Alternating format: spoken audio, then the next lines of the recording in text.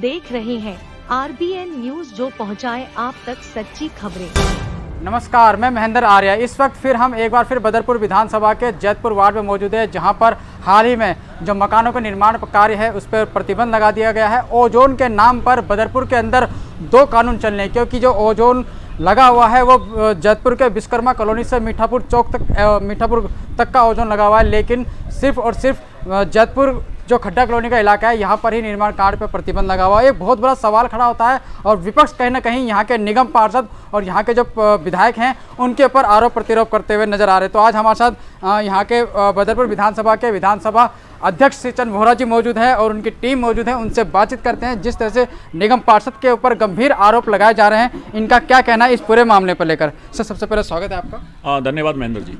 वोहरा जी, सब जो यहाँ पे निर्माण कार्य पर प्रतिबंध लगाया गया है, ओजोन के नाम पे बताया जा रहा है, दो कानून क्षेत्र में चल रहा है। अर्पण विहार से लेकर खड्डा कॉलोनी तक पूरा एरिया में जो है निर्माण कार्य पर प्रतिबंध है, लेकिन अर्पण विहार से मीठापुर चौक पर निर्माण कार्य जारी है और आपके ऊपर आरोप लगाया जा रहा है कि आपके द्वारा इस पर प्रतिबंध लगाया गया है या रोका गया है। क्या कहेंगे? मेरे द्वारा काला कानून पास करे भाजपा, रात रात में नोटबंदी करे भाजपा, क्योंकि वो भाजपा के जितने भी नेता हैं, यहाँ के जो वर्तमान विधायक हैं रामवीर जी, उनको ये पता है कि जब जब काम रुकता है उसके बाद दाम बढ़ता है। आम आदमी पार्टी का कार्यकर्ता, वहाँ के पार्षद आज ये कह रहे हैं खाली कि भी जो गरीब आदमी है 40 गज के, 20 गज के, 50 गज के, 70 गज के, वो बिना डर बिना भय के अपने मकान बनाए। और हमने करके दिखाया। जीतने के बाद हम लोगों के लिए खड़े हुए, लोगों के मकान छत भी डलवाई है। जिसको सबूत चाहिए वो हमारे पास आज हम चल लेंगे उनके साथ।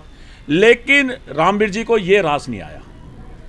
जब उनको ये रास नहीं आया कि उनको लगा कि वोहरा जी के बढ़ते कदम, बढ़ती लोकप्रियता, लोगों के बीच में उनके लिए संघर्ष करना, उनकी बातों को लगातार रखना, अपने काम पे ईमानदारी दिखाना, वो उन पे राज नहीं आया। तो उनको दिखने लग गया कि उनकी ज़मीन जो है खींचने लग गई है। तो उन्होंने अपने प्रशासन पे दबाव बनाकर, अब ये बताइए, आपने अभी बहुत बढ़िया बात करी कि ओजोन नहर पार के तीनों तरफ है, तीनों वार्ड के अंदर है, क्यों ही खड्डा कॉलोनी के अंदर काम बंद किया गया?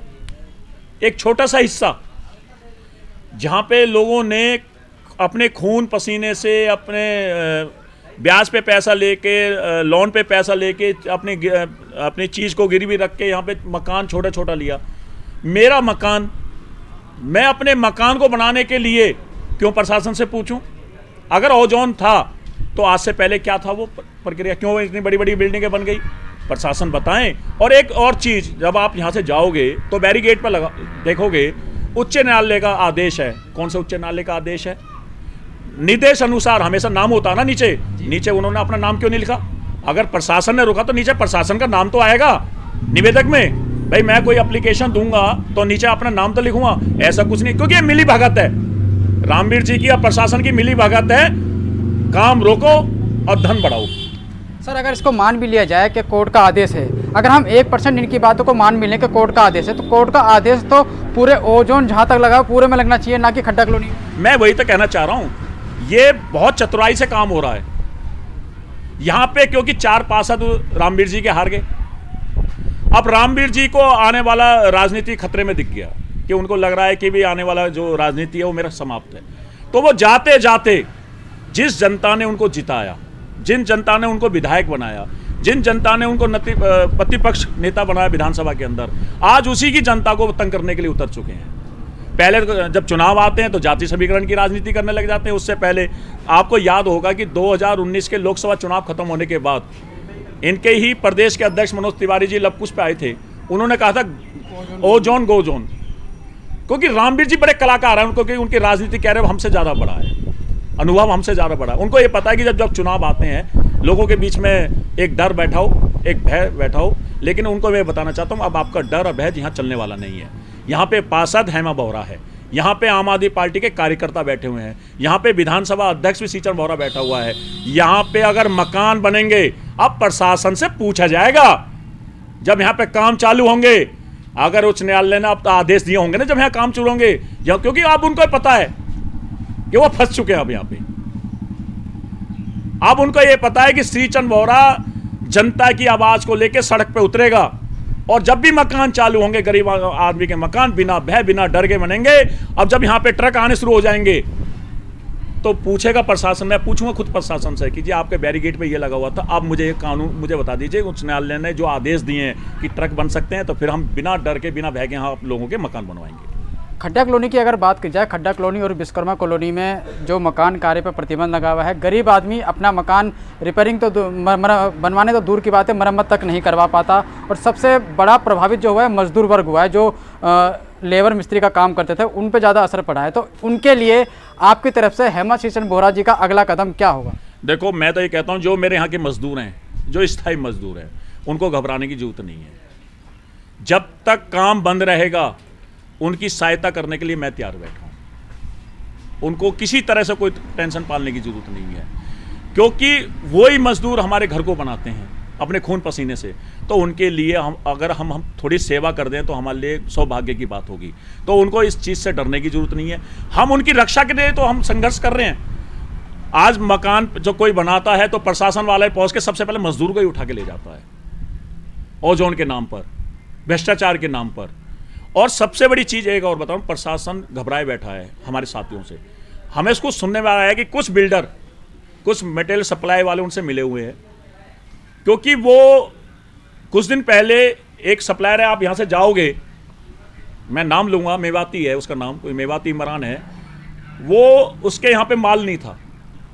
तो रात रात में माल कहाँ से आ गया, ईंट कहाँ से आ गई, रोड़ी कहाँ से आ गई? तो ये मिली भगत है प्रशासन के और उसकी कि वे आप काम रुकवाइए, जो और बिल्डर मटेरियल सप्लायर है वो भूखे मरेंगे, आप और हम मिलकर मलाई खाएंगे।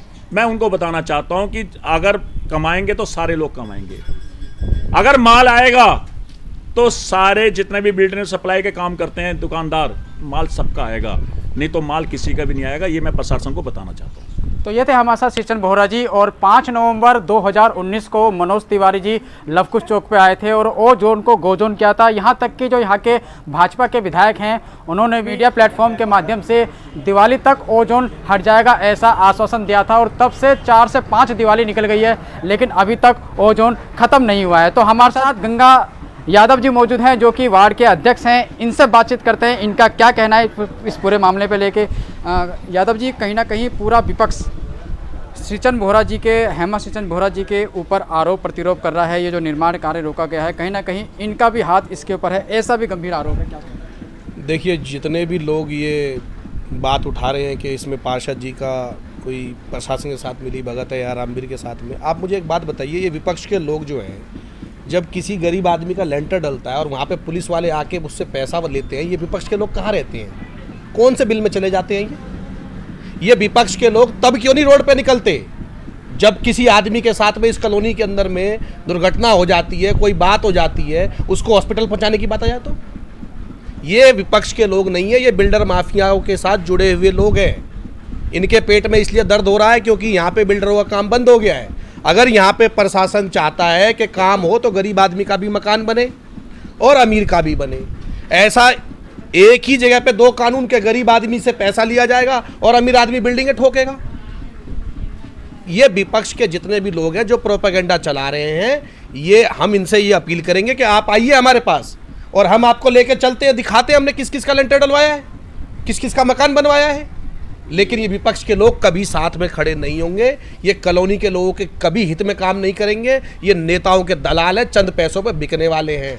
मैं अब भी विपक्ष के लोगों से, जो ईमानदार लोग हैं, उनसे अपील करूंगा कि आए, बड़े भाई सिंह बोहरा जी से मिले और आकर के देखें, चले हमारे साथ, हम बताते हैं हमने किस किस का मकान बनाया है और बिगैर पैसों के बनवाया है। लेकिन ये विपक्ष के लोग और क्षेत्र के जो प्रशासन है, प्रशासन विपक्ष दोनों एक साथ है। साथ में सत्ता पक्ष रामवीर सिंह बिदुड़ी जी मिले हुए हैं। रामवीर सिंह बिदुड़ी जी को इसी क्षेत्र की जनता ने वोट दे करके सिंहासन पे बिठाया है। अगर रामवीर सिंह बिदुड़ी जी को यहाँ से वोट नहीं मिला होता तो आज विधायक नहीं होते। लेकिन आज रामवीर सिंह बिदुड़ी जी इसी क्षेत्र की जनता से बदला ले रहे हैं। किस चीज़ का बदला ले रहे हैं? कि क्योंकि उनके चारों पार्षदों को यहाँ पे बदरपुर की जनता ने हरा दिया। आज इस चीज़ का बदला वो बदरपुर विधानसभा की जनता से, खड्डा कॉलोनी की जनता से ले रहे हैं। तो बदरपुर विधानसभा में ओजोन के नाम पे 2 कानून देखने को नज़र आ रहे हैं। खड्डा कॉलोनी की अगर बात करी जाए तो गरीब आदमी अपना 25 गज का 20 गज का मकान तो नहीं बनवा सकता, लेकिन अगर कोई पैसे वाला आदमी है तो वो अपनी बड़ी बड़ी यहाँ कोठियाँ, बड़ी बड़ी बिल्डिंगें यहाँ बना सकता है। इस तरह के 2 कानून हमारे साथ चल रहे हैं। तो आरपी यादव जी हमारे साथ मौजूद हैं, जो कि पूर्वांचल शक्ति आम आदमी पार्टी से हैं। तो सर क्या कहेंगे, 2 कानून बदरपुर में चल रहे हैं। गरीब आदमी 25 गज का अपना मकान नहीं बना सकता, लेकिन अगर बात करी जाए जिसके पास पैसा है वो यहाँ पे बड़ी बड़ी बिल्डिंगें बना सकता है, वो भी ओजोन के अंदर। देखिए महेंद्र जी, अभी आप कह रहे थे विपक्ष के लोग, विपक्ष के नेता लोग, यहाँ विपक्ष कौन है?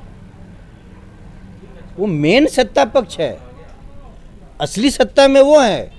लैंड एंड बिल्डिंग उनके पास है, वो विधायक हैं, इस क्षेत्र का बड़का मालिक हैं। अरे हम तो साफ सफाई करने वाले लोग हैं, हम तो गरीबों के साथ जीने और जिलाने वाले लोग हैं।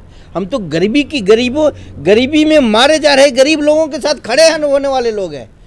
तो असली सत्ता पक्ष एक छोटी सी सिस्टम को चलाने वाले के ऊपर अगर ये ब्लेम कर रहा है तो झूठा ब्लेम कर रहा है। दरअसल में यहाँ ओजोन नहीं लगा है, गरीबों की खून चूसने का टेस्ट लग गया इन नेताओं को।